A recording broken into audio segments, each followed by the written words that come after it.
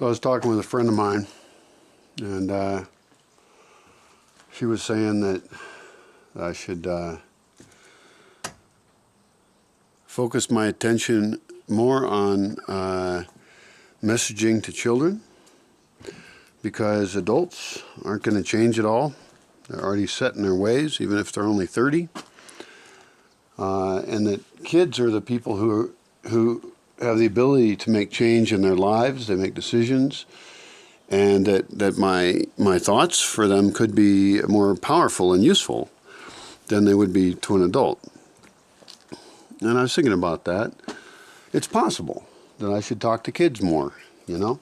I should maybe make a series of videos that is more accessible to children and not curse, and introduce words and describe what those words mean. Because I remember when I was a kid and I was learning words, and lots of times, I mean, concepts are difficult and you have to get explained the concept and, you know, put it in different contexts.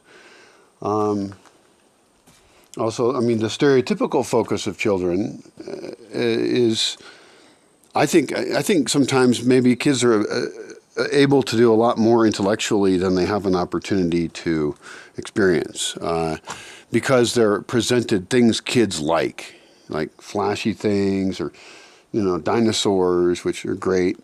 But I think maybe they're kind of channeled into a somewhat limited exploration of ideas because they're kids. I think that's a lack of respect for children. And I remember when I was a kid, and I was a very curious kid, I remember that there were adults who clearly did not respect my point of view because of my demographic, because I was a short little kid. And that made me angry at the time. I remember it still, because I promised myself I wouldn't be like that.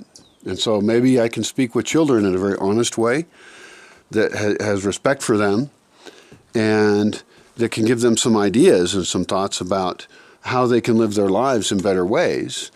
And all the stuff I talk about to adults, you know, in videos, I don't see any reason why I can't do the same thing with kids. Now, I don't want to personally be responsible for them. If they're here in person, they have to have a staff to take care of them, and they need Kid Via, a space for them to be. But I think, especially with video, I think I could make some pretty good videos that kids might like. They would illustrate things really well. And the truth is that we're all kids in some sense, you know. I'm very kid-like, not always in the best way. Often I think that could be called immature. But for an immature person, I'm pretty mature. So I guess the videos really are the same. So then what's the difference? What if I was going to make videos to communicate certain ideas to kids, how would they be different? You know, am I going to speak in a high-pitched voice? I hate that high-pitched kid voice stuff. It hurts my ears, but kids like high pitches, I guess. And, you know, more color and graphics and movement, these are the kind of things people give to kids. But I really feel like that's a disservice almost, as far as what I would like to offer, and as far as what I think actually communicates at a deeper level. So with kids, I don't know. I mean, repetition is a big thing. Kids are big into repetition because they're learning pattern recognition. And repeating the same concept a lot seems to me to be a waste of time, but is actually useful, perhaps. And I do that even in my own ramblings, my rambly videos.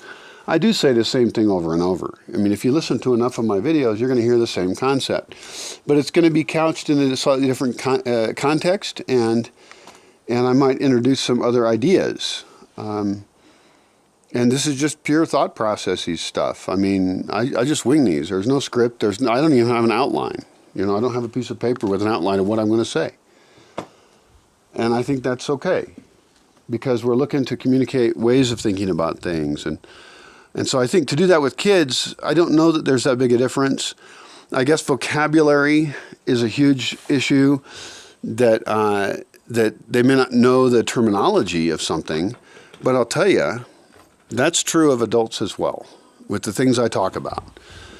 And so I think maybe I should get more explicit about defining certain terms really well and having videos that define those terms so that in other cases when people run into those terms in my videos, they'll understand what I'm talking about.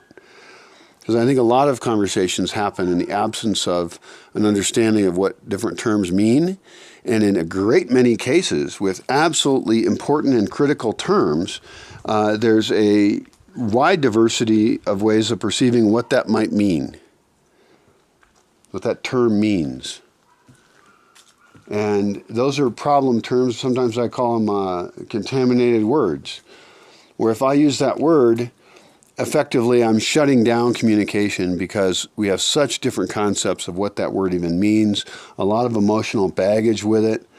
And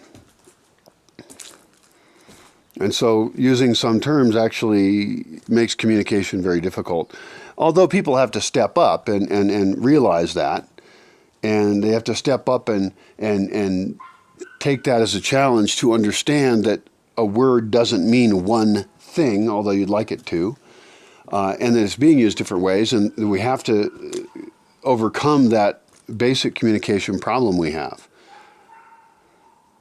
So, because otherwise, I mean, a lot of people just seem like they want to argue about shit, and I'm bored with that. It's totally not interesting, and I think we can do a lot better. So, anyway, talking to kids, weird idea. It's no different than talking to adults, maybe. And, you know, what kind of kids are we talking about? What age are we talking about? I guess the age of intellectual interest for me, I guess it could be any. If they can't speak yet at all, then I don't know. They still got to learn words. Well, I'll think on it. You give me your thoughts. I don't have much experience with kids, so I don't really know much about that. But I take to heart what my friend says, that that's who I should be talking to. That's who matters. The adults aren't going to do anything.